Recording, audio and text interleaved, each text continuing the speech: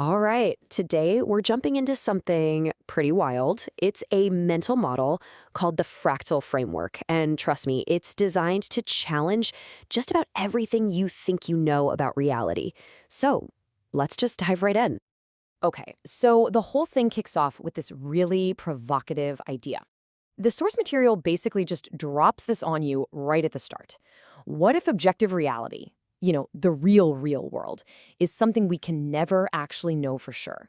What if instead there are just a ton of different ways to see things and every single one of them is, in its own way, metaphorically accurate? It's a really bold place to start, and it pretty much sets the tone for, well, everything else. So, if we just go with that for a second, if we accept that a single objective truth is off the table, what are we left with?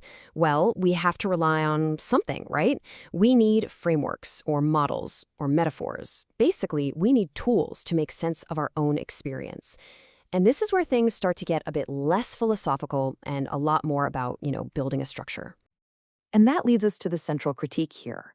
The source asks this really pointed question. If your entire way of thinking, I don't care if it's science, philosophy, whatever, is built on this idea of an objective reality that you can't even prove exists, isn't that a huge logical flaw? I mean, it's kind of like building a skyscraper on a foundation you're not even sure is real. And this is where it really hits home.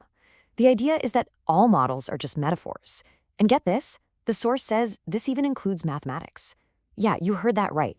We tend to think of math as this pure objective language of the universe, right? But in this framework, it's just another metaphor. A super powerful one, an incredibly useful one for sure, but still just a description of reality, not reality itself.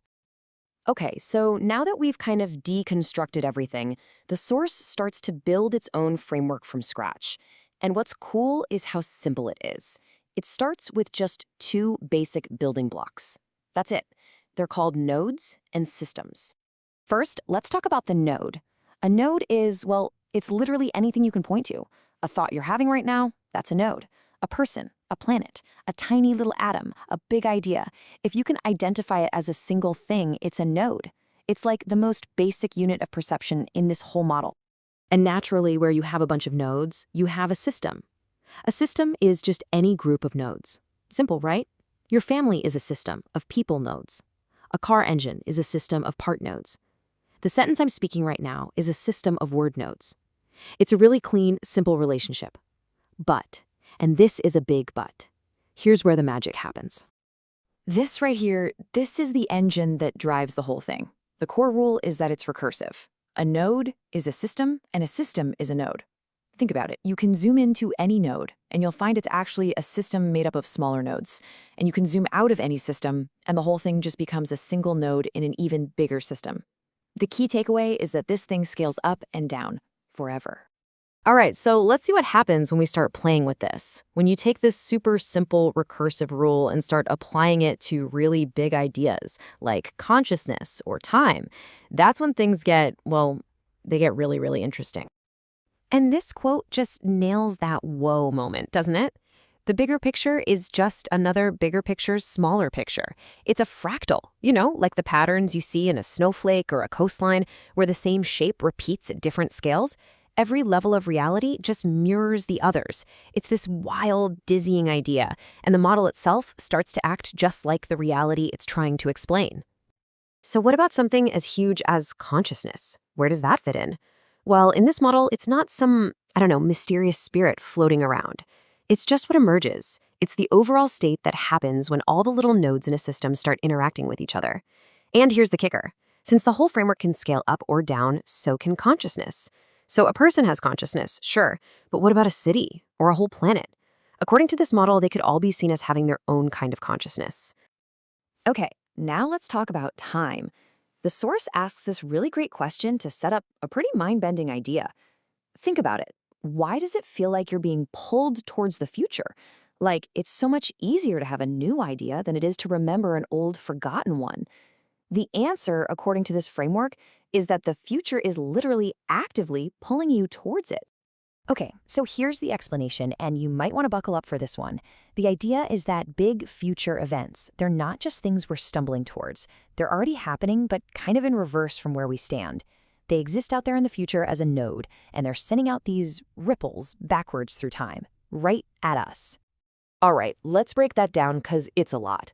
Step 1. Picture a big future event. Got it? Okay, that's your node. Step 2. That node doesn't just sit there. It starts to disperse its influence backwards through time, almost like a cloud of smoke drifting towards us.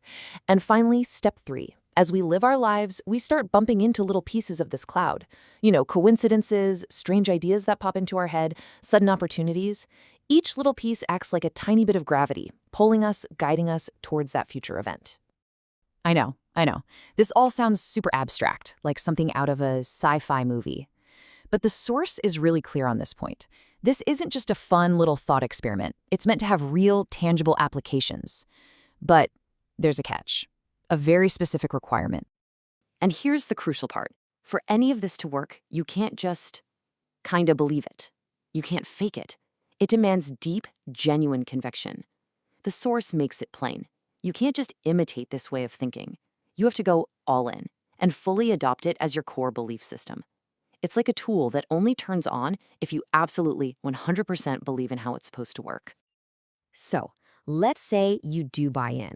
What can you actually do with this thing? Well, the source throws out some really concrete ideas. You could build custom AI personas that actually think and operate based on your specific fractal worldview. There's even a proposal for a whole company, Nodal Systems, that would use this modular principle to create, well, basically anything. It's also pitched as a tool for creating ideas that spread like wildfire, or even as a way to finally understand how two totally opposite worldviews, like materialism and idealism, can both be valid ways of looking at the world. But just when you think you've got it all figured out, we get to the final twist. And honestly, this might be the most important part of the whole thing.